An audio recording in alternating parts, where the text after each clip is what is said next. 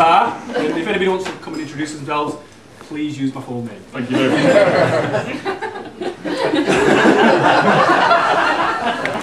A bit of audience participation never goes amiss, to be honest, in a time like this. If I could all get you to shuffle left a little bit on your seat. Just a bit, just the edge of your seats. Thank you very much indeed. Right, after three, say ooh.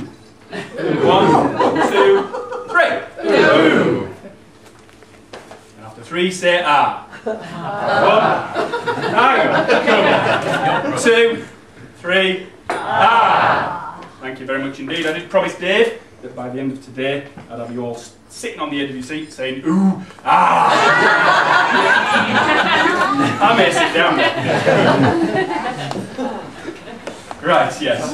Over there somewhere, on table number 8, is a good friend of ours, best man number 2, Paul. Apparently he wasn't allowed to speak today.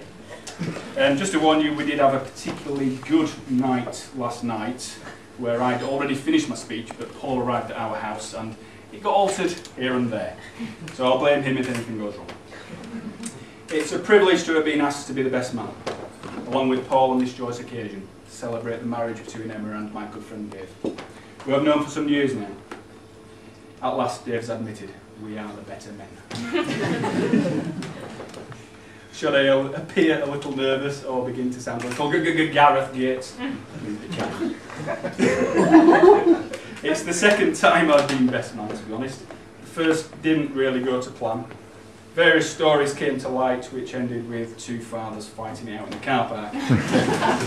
The day was a little ruined and the groom and I have hardly spoken since. That was nearly 20 years ago.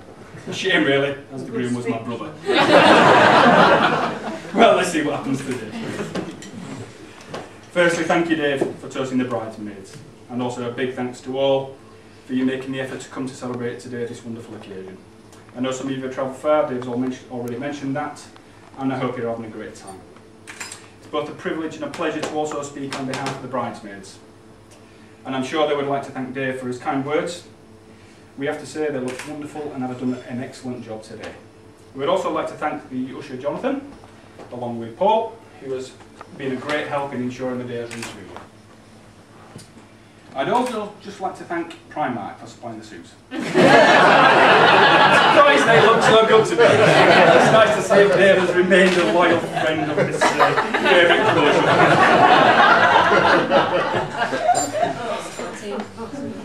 My main duty today was to make sure the wedding goes smoothly. That's why my little guidebook, I don't have it with me actually, I'm supposed to say it, it's your book, but I forgot it. In my little pocket guidebook it mentions 3 important parts of the wedding service.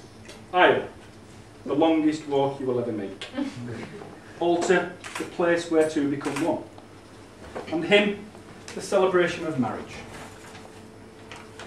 I think Emma must have read the same book. When she was walking down the aisle, I'm sure I heard her whispering, aisle, altar, hymn. To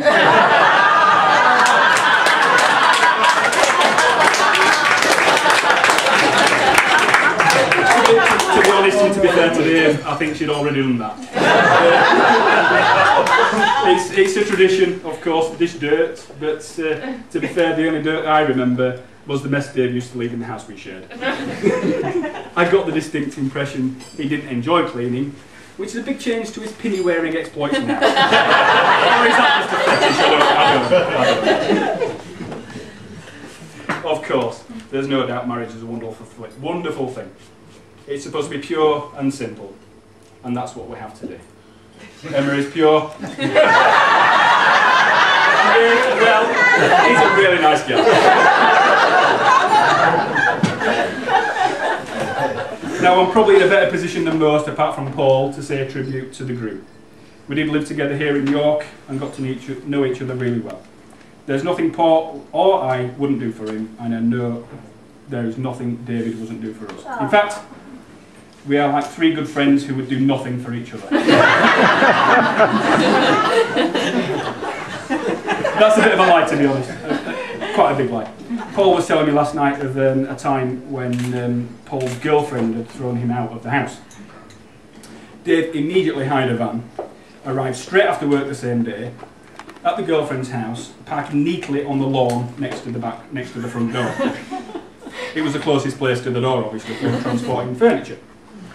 Apparently, after carefully launching the wardrobe down the staircase, past the sofa, which ripped, they managed to get the wardrobe into the van, straight out the back door.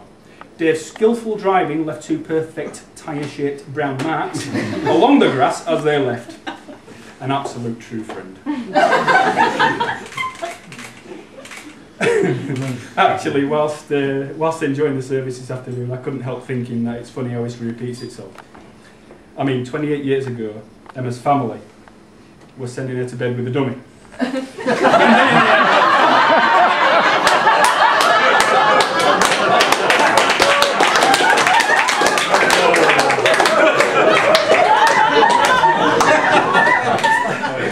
Ladies and gentlemen, I've been asked here today to praise David, not to bury him. I must say the vote was close. So, 1983. The little bundle arrived. The year marked well in history, as I clearly remember, and I'm sure a few people here do. Red rain falling throughout the UK, causing sand from the Sahara all over the cars and vehicles. Ronald Reagan announces that Global Positioning System, GPS, would be made available for civilian use. I'm sure you're interested in that one. And the Brinks-Mat robbery in London. 6,800 gold bars worth nearly 26 million are taken from the Brinks-Mat vault at Heathrow Airport. Most importantly, and maybe just a coincidence, that McDonald's introduced the McNugget. So, on to Dave's favourite pastime, kayaking. Bobbing about in plastic boats down some of the UK's most beautiful and scary rivers. This is how we met, and together along with Paul and my fiancée Molly over on table 8 as well, just in case you're listening, we managed to throw ourselves down some amazing rivers within beautiful scenery every week of the year. The phrase throw is probably more apt for Dave, to be honest. As I remember one early morning having to pack all his kit into my car and picking him up from York Centre, still in his trendy clothes from the night before. Apparently he'd got lucky. With you, apparently. And didn't manage to get himself home. He'd been drinking all evening, all morning, and was a little worse for wear, to say the least. Apparently with only an hour's sobering up time. We only had to stop once on the journey for Dave to release the pressure in his stomach. So we were on the river by 10. Pretty good going for you. Yeah. Dave had paddled this river before, but couldn't remember it. We rounded a corner with Molly and I at the front and noticed a steep section, quite dangerous, which needed scouting. For all those that don't know what scouting means, get out your boat, get on the side, have a look at the river, see if there's anything dangerous that's going to kill you. Pick your line. I know there's a few kayakers here that know exactly what I'm talking about. Pete. Paul, Molly and I reached the bank, put our boats on one side, looked over to find Dave, upside down, backwards, vertical, flapping his arms and paddles all over in the air, trying to control the boat. It didn't do a great deal of good, to be honest. Paul, Molly and I lost sight of him at the bottom, so quickly got her back in our boats, paddled down to save him, as it were. We found him lying in the sun on a rock, as green as the Green Hornet, mumbling the words, "I'm never drinking again." Well, he's obviously not teetotal, but we think he's learnt his lesson and actually apologised to us for being so drunk and putting us at risk too. Much appreciated. We did take that on board. Stories and joking aside, Dave has been a great friend to Paul and I over the years, and we've had some excellent adventures together, and I'm sure we'll have more in the future. It's been an honour and a privilege to be best men today, sorry Paul, and we couldn't wish for a nicer guy to be best men for. Aww. So it now gives me immense pleasure to invite all of you to stand once more and raise your glasses in a toast. Here's to love, laughter and happily ever after. As Dave and Emma start a new life, let's toast the new husband and wife. Dave and Emma.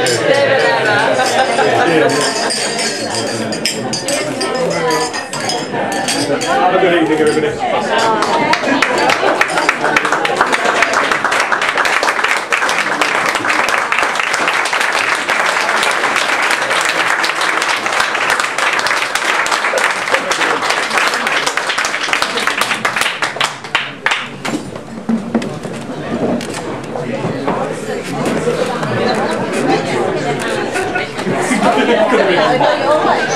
Awesome.